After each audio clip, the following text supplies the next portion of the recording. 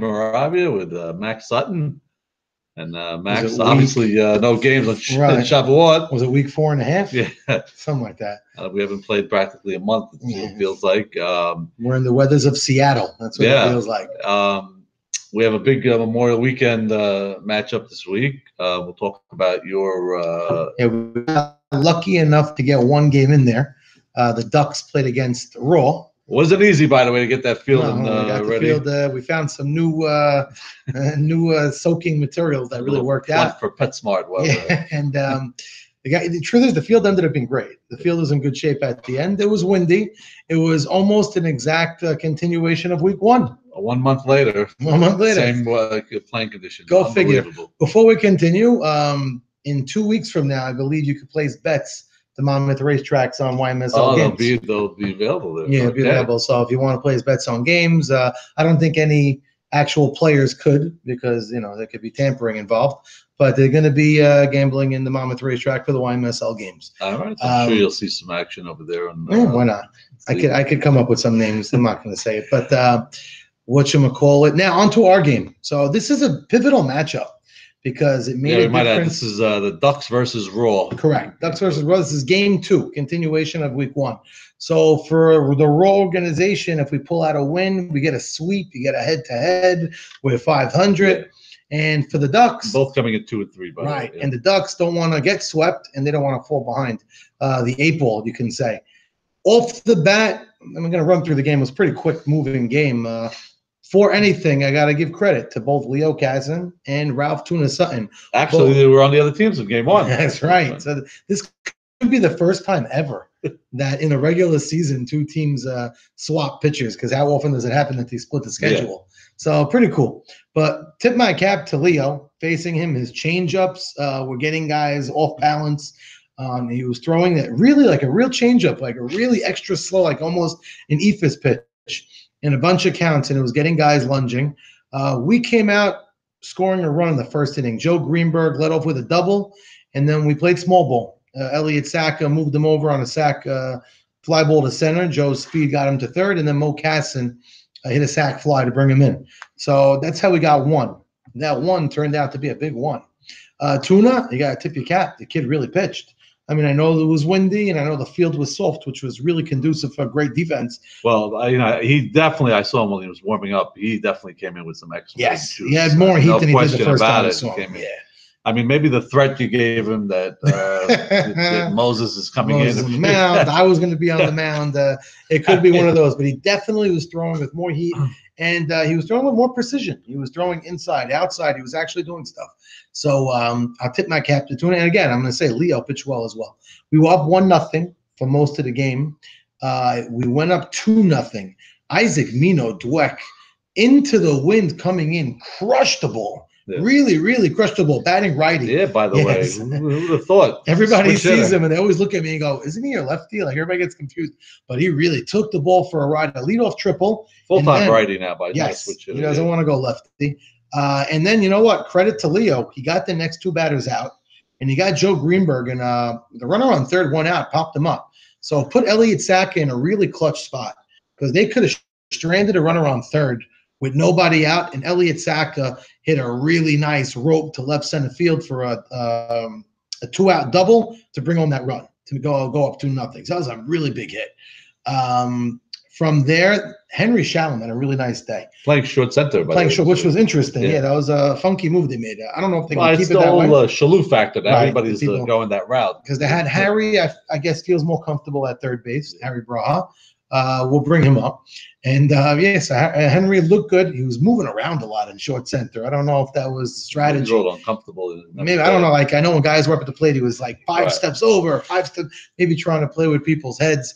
But we were up 2-0. Henry's first at-bat didn't have a great at-bat, but after that, he was hitting ropes. Yeah. He had a hard shot. So their 1 run was an RBI double by Henry, opposite field. He had a nice shot down the left field line. They went on to have that could have been a big inning. It was there was nobody out. Nobody, maybe 1 out. 1 out. Second and third, 1 out.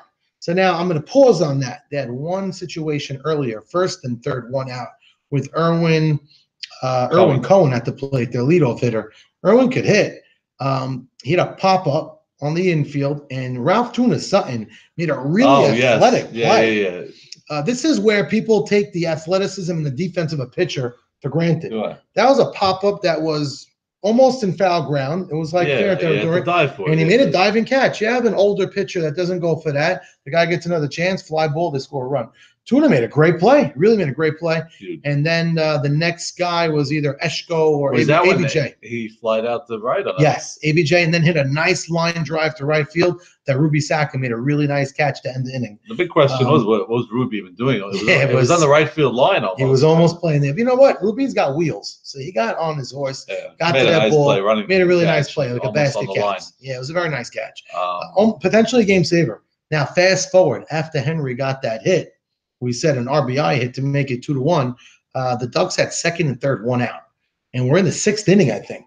So at minimum, Harry Braugh comes to the plate. Let's also backtrack a little bit. Jigga was on third running, I believe it was Jigga. Yes. And Mino Dweck went to cover first as a backing of first. Nobody was at the plate. Nobody. So he would have scored walking on his. I mean, it could have been a daring play because maybe you tossed the ball and Tuna's running, but those are tough plays. Yeah. I agree. And Sonny did tell him, go. And this, it was sort of, I'm not going to say easy to run. The ball's on the I'm sure like Mo Shama would have went for it. Right. Okay. Scored, more but that was a big play. So it was second and third now after Jigga didn't take off, and it brought up Harry Braha. Now, mind you, I mean, A.B. Saroya, who I acquired in a trade from these Ducks, played a phenomenal field. He really did. He played a great short center. He was probably our defensive star Friday. Harry, first at bat, roped a shot for a hit. Probably the hardest hit ball of the day. But now he came up with second and third. Fly ball does tie the game. You could see video. Sonny was telling him, put the ball in play, whatever. He ended up taking strike one. I think he took strike two. Strike two was an outside pitch, so maybe he took it and didn't feel comfortable. He fouled off a couple of balls, and he took strike three. That was a very tough pill to swallow for the Duck organization. Harry's a great hitter. He may be one of the most powerful hitters on the team. Well, Harry is a diehard Met fan, and I know he loved Beltran.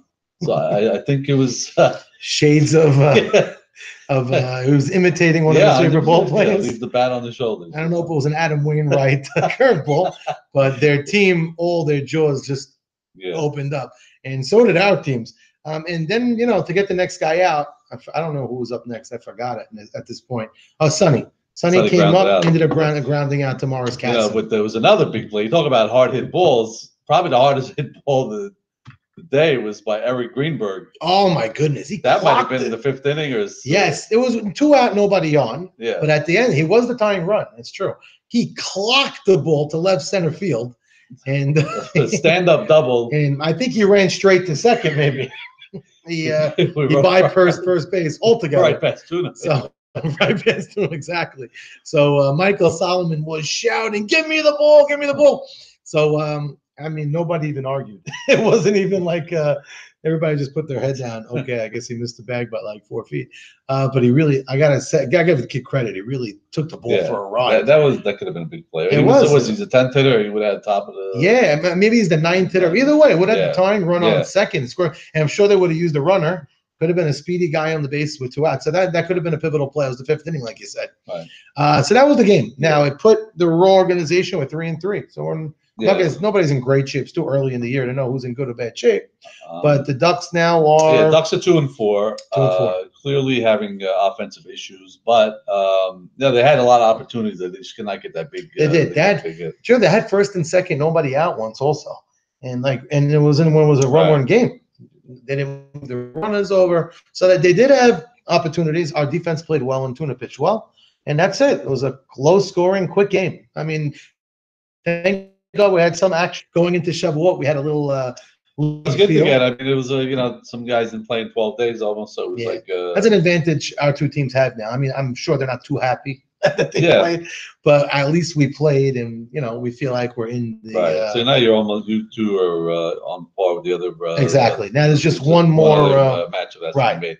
Let's talk about also this week is Friday at 6 p.m. is the trade deadline. That's right. Now I know you're in the loop with a lot of the other GMs. Are you hearing anything out there? I'm getting so many phone calls, or is a lot of Maurice Haber hype? I think it's a lot of hype. And I get a lot of just ball players asking me, am I getting moved? Am I getting traded? Do you know anything? Between myself and everybody, I don't think anything's going to happen. There was some middle player action that was in the loop, and I think that's even dying down. And I think this is going to be the teams for the most part, I believe. Yeah, I think definitely, the teams that have to, make moves. Everybody's so close except for the Indians, really. Right, and like you mentioned before, it's hard to make a team trade with an 0-5 team. Yeah. It's just hard. I mean, we've seen teams come back, and we know they could come back. They're one sweep away from being in it. And it's funny to mention that at 0-5, but they really they're confident because they haven't had their team really except for one. That's true. They only had and it was a great 2-0 game. Right, it was a very close game, and they have that one game that they didn't play it, which is huge. So sweeping a win there, they're 3-5, they're ahead of guys. So they're really not in a bad spot. I mean, they're not in a good spot. I mean, let's take it straight here, but they're not, over and out. Right. Put it that way. So we'll see their matchup if they can get something going this week. What matchups do we have this week? This should be fun. Yeah. Again, we implore everybody, do not look at the future forecast. Do not look. We're gonna on Friday. We look and we will assess. Don't look. We don't want anybody frowning. So I do know Saturday looks beautiful, but it doesn't help us too much. Okay, so the Memorial Weekend matchup. Again, some very good matchups this week. Let's start off with Z-Pack versus Orioles. I think this is a great matchup. So for me, it's an easy call. An AB against a great Orioles lineup. So now I'm afraid of these Orioles getting hot too early. That's I'm having this thought of the unknowns from like 5-6 years ago. Yeah. And I'm calling the Orioles to win too. And Jackie Haber is missing. So you have 5-1 versus 3-3. Yes. Now, if your prediction does come true, that's a big thing for Z-Pack. Yeah, it puts him in a spot, puts Navy to really get into playoff mode early. Yeah. Which sometimes isn't so bad. But last year, Nathan just like ran through the league. Really never had any battle to be really battle tested early. We were really always in a good spot. But I think the Orioles have a full squad. And their offense is going to be the hardest offense I think the Z-Pack had to face so far. They did have to see a good team in the A's, but a lot of guys were missing. They were playing with 8. Then they're facing a full Oriole team, and I think Jackie Haber. And actually, that is that. Are you picking a sweep because Jackie's not going to be there? I think that's a lot of it. Otherwise, I try to veer away from splits, but I think Jackie Haber at second is a glue guy. Ruby Shaheba, I heard, has been playing really well. He's not going to be there. So they're playing with 10. They have a team, but Lewis is going to get every at bat. I don't know if he's Avi in the infield, maybe. Avi's been playing, I think, short center anyway. Maybe they move into second. They actually played left last time. That was because they were short guys. So they have some versatile parts, but I think Jackie Haber missing is a big thing. And this A's team, this Orioles team, have a lot of guys that know how to chip the ball the right side. Jordy and Jackie Towell, and they got to go against Shalou, of course. Right. That's going to be a fun matchup because Nathan Vitesh never pitched against Steven Shalou ever. They were teammates last year. Right. So that should be a fun matchup. And again, this Oriole lineup is pretty deep. And David Rishti is going to be there this week. From what I hear, Rishti's going to. He only played 1 week so far. Right. So I think a full team. And Rishti hit the Navy well last year, from what I recall.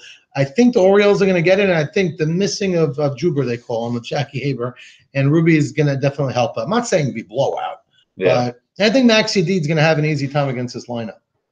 I really do. I think Mac's been humming well, and he's been practicing, and he's going to have to navigate against, the top 4, but I think he'll do well against the other guys. I don't see a sweep. I think it's too hard to beat Navy. I don't think he's ever been swept in this so far. He did his last week of the season last year. That's it. Really? Yeah, last week against AB Cones, against the eventual team we beat in the World Series.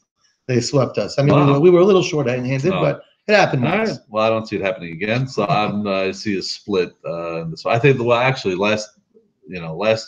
time he played 3 weeks ago, he looked unbelievable. He was on, and that was he's short-handed. He really had to step up. Okay. So I see a split in this, but I'm excited about that matchup. It's great. Should be fun. It's great. So now another great lineup is the A's of Jimmy Malak and Ali Marshall versus the Ducks. Now this is a rough matchup for the Ducks. Yeah, this is tough for the Ducks. I mean, Leo, I said he looked good. He really did. I mean, the wind was blowing in and the field was wet. If the conditions are of sunny, hot, and it's a fast field, I think the Ducks are in trouble. I think they're also because I don't think right now Malak is he's really throwing hard. Right, he's getting better, and these off weeks for Jimmy is not hurting him. He keeps pitching, he keeps practicing. He's got a little in his backyard. I think Ali drives into Brooklyn to catch him sometimes. Really? Yeah, it's so you're right. I think Jimmy's going to have a good time against the Ducks, and I call an A's sweep, which is scary for the Ducks, but that's what I'm calling. Yeah, I see an A's sweep also. However, it's funny. The Ducks always find a way to beat them. They manage to stick around and win game two. Right. So their one time they got swept was against my team, and it wasn't the same day. It was right. Days. So there's something to that. They beat Navy in game two. They're a gritty team. Exactly. They got some really good veterans in ABJ and Henry, and Sonny that figure it out. But I just think this lineup really. It is. I think the A's could really romp them in one game. And the A's could do that to anybody in this league. They got a great lineup. So if they go up early in one game, and it could be a little dangerous. Yeah, that's how I see it. And good luck. Hopefully they'll find a way to win one. I'm sure they'll be. You want them to be in it. You want it to be always a tight league, of course. But I'm calling an A's sweep. All right, now. Let's do Max Sutton's Raw versus Locked In. That should be fun. That's another great matchup. Now you coming in 3-3 versus Locked In, who's 4-1. They still have a makeup game. So now Locked In really never got battle tested. No. And last week they went against the Ducks organization with 9, and they split. I'm missing one player. Very slick fielding AB Saruya is in Israel. Oh yes. For his graduation trip. So I'm going to be playing with 10 or 11. I'm not sure. Maybe one more guy missing. Actually, the A's are a little short-handed, I believe, this week. The A's are short-handed? What are teams like missing Rodidia? Rodidia and Rodidia could be. So they'll still have 10. There's another one. But they will still have 10. Ike Bitesh is missing, and maybe they're missing Rodidia. So if they have 10, still could be Rodidia. I don't know, unless Rodidia was coming back. But Ike Bitesh is missing. Yeah. So Eddie Malak is going to get a couple of more at-bats.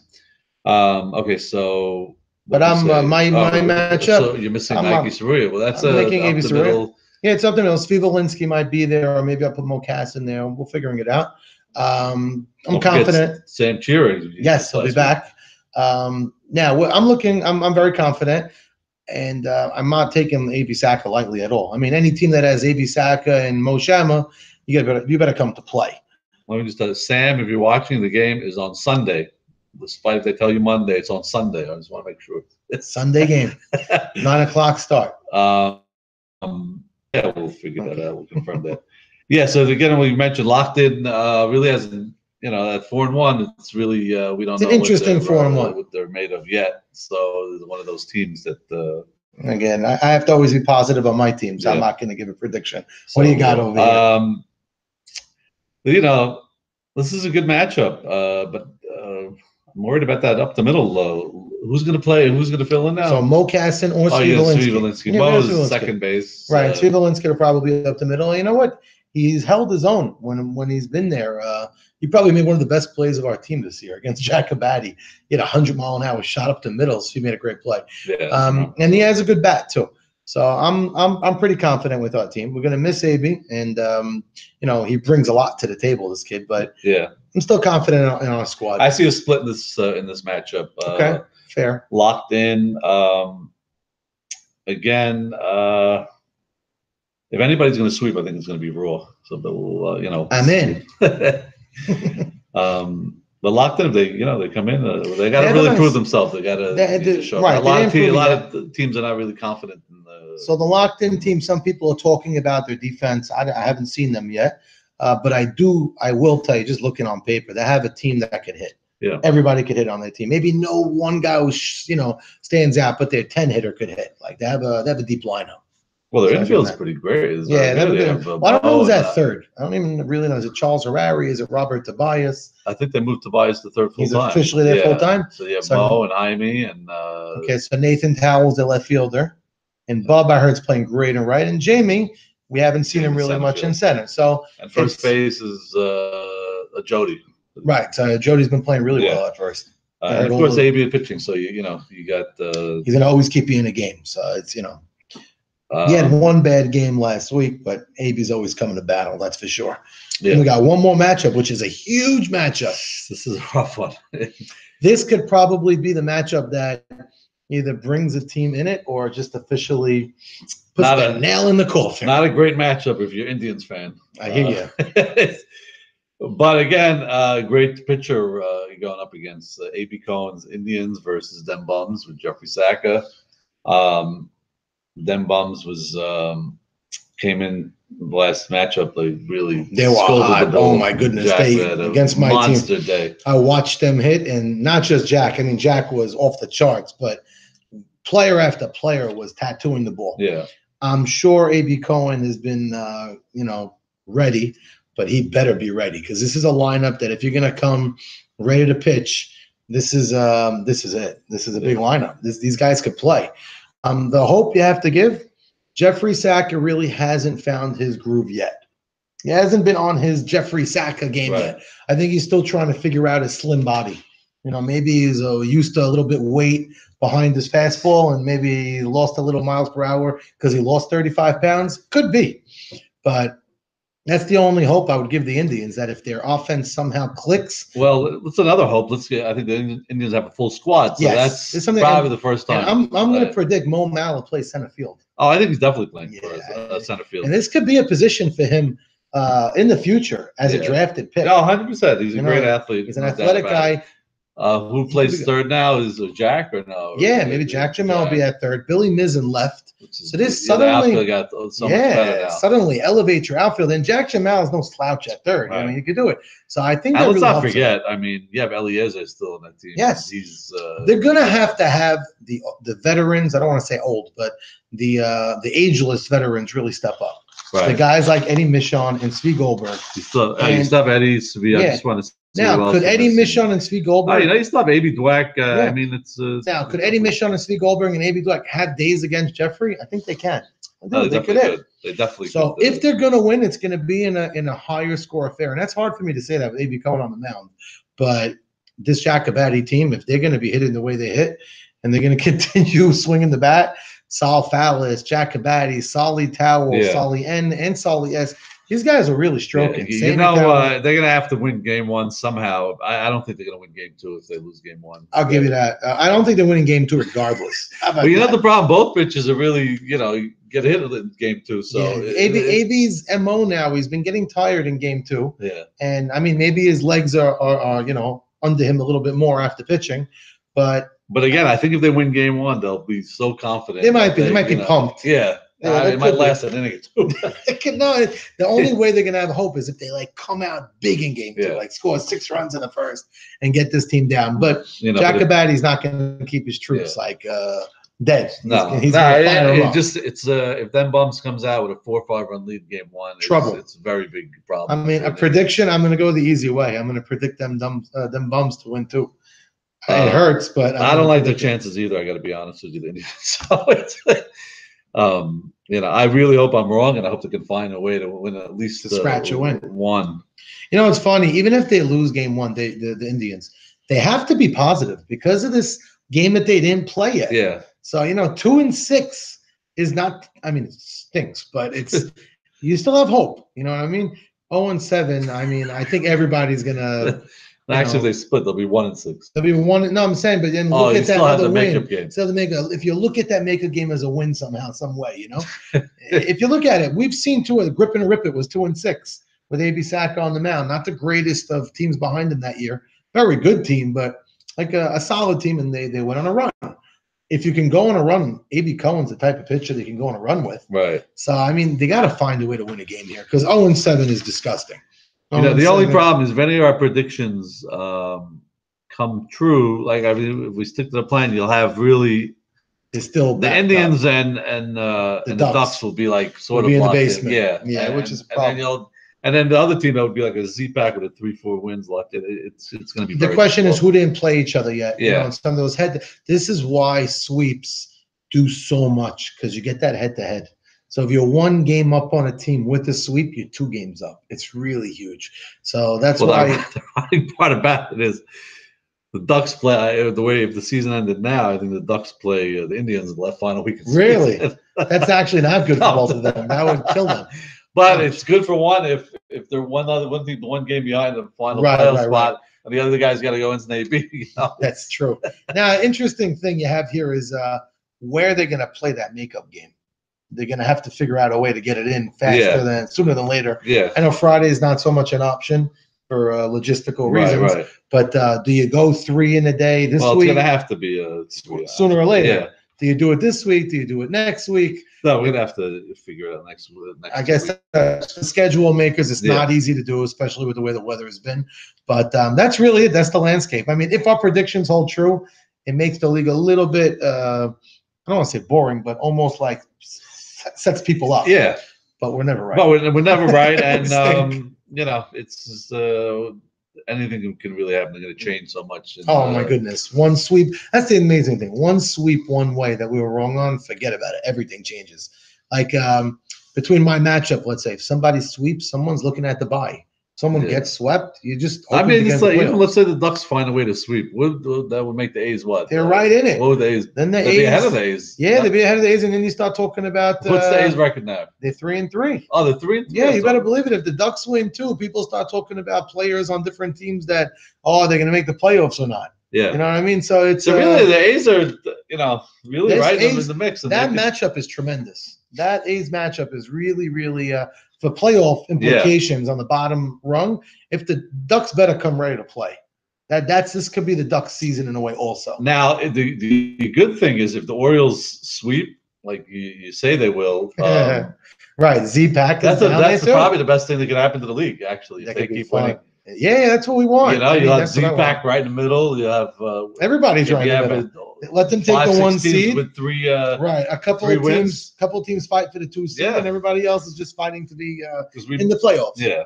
I mean, hey, Jackie Towell signed up for that, but sometimes we've seen in the future that 7-1 team. Yeah. It's a little.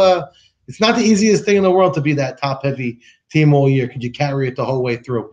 But yeah, well, let's see what happens. It should be a lot of fun, of course, weather permitting again. Hopefully we'll. We're gonna get these games in. These games are gonna get played. Hopefully, a lot of people will be here for the weekend. Yeah, it should be fun. It should be a gorgeous weekend, Memorial Day weekend, and this is gonna get the ball rolling. Looking forward. Again, we're 6 days away, so to look at the weather is way too early. So we'll mention again the trading deadline is 6 o'clock Friday.